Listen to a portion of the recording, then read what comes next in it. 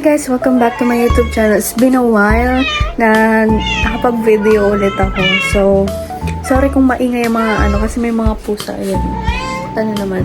So, ngayon, ang video natin ngayon is samahan nyo lang ako maglinis ng bahay. And, usual na ginagawa ko sa araw-araw. So, ayun. Ang first na gagawin natin is maglilinis. So,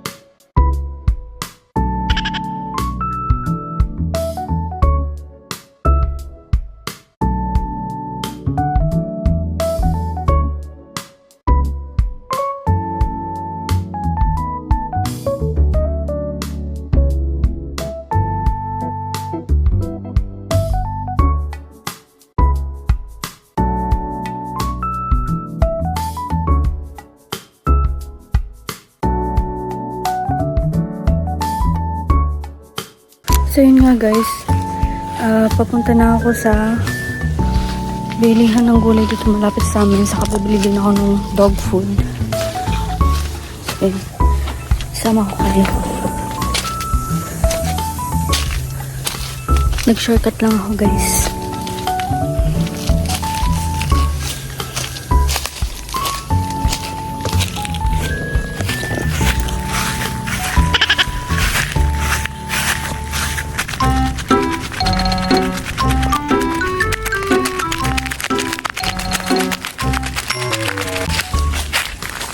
Uwi. Ay, uwi. Ano nangyari sa ano mo? Mamaya pag-uwi. Uwi. Uwi doon.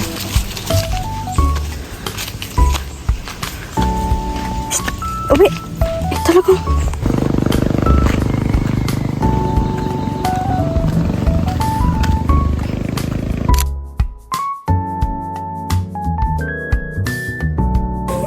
So yan guys, magagayat ngayon ako ng gulay. So ang binili ko ay meron tayong carrots,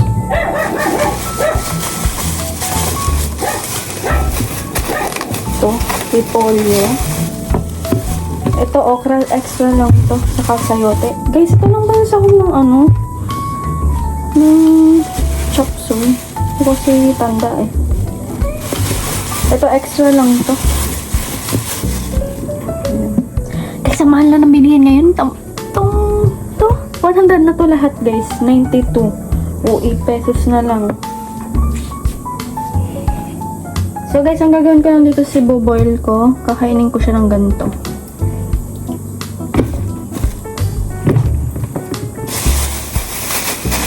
Tapos the rest, gagayatin ko siya para sa chop suey. So, kahapon, bumili na ako ng yung atay. Magcha-chop suey sana ako kahapon. Kaso, yun nga, wala akong nabiling pan-chop suey. So, guys, alam niyo ba itong technique na to? Para mawala yung dagta niya. Pag nagbabalat kayo, mawala yung dagta. Ayun o, magkakaroon siya ng parang bula-bula. Kita nyo ba yun, guys? Tapos huhugasan ko na siya. Nakuha nila yung gulay. Baba.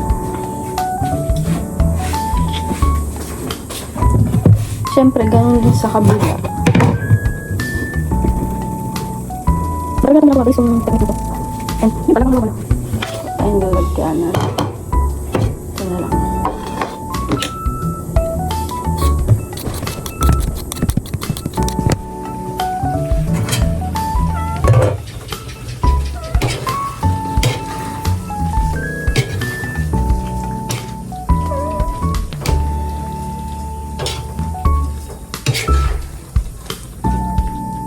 Ayan guys, ito na ang finished product.